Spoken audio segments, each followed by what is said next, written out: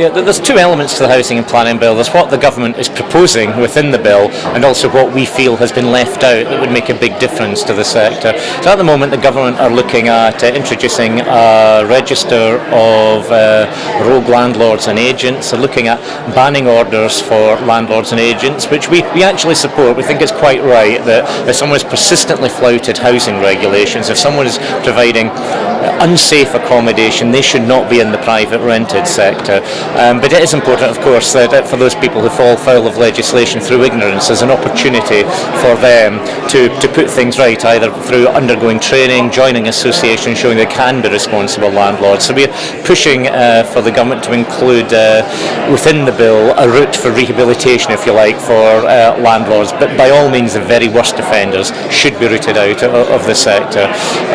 There are proposals to extend rent repayment orders as well, and increase the time period over which those can be enforced over. And there are also plans to introduce a civil penalty scheme for housing offences. Again, that's a very big change.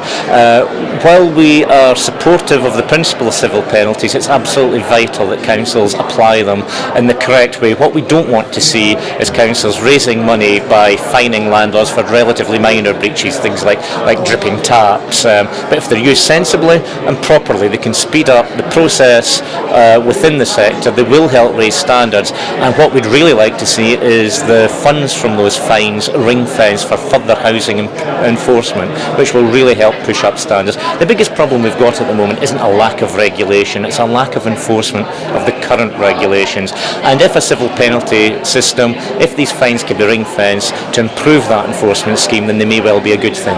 It's important for a landlord perspective to be included within the legislation that affects the sector. At the end of the day, if the government goes too far, landlords will withdraw from the sector, or if the cost of regulation is too high, rents will go up, and neither of those things are good for tenants.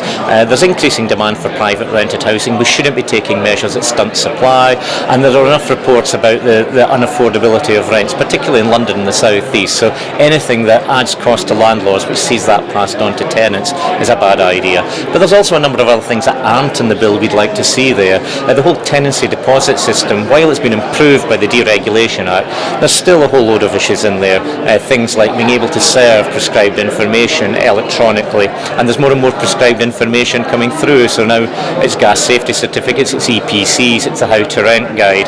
That can run to 20 or 30 pages, and a 6-room HMO, that's 180 pages, and if there's guarantors it can soon be 500 pages. So we think there's an opportunity there to cut bureaucracy.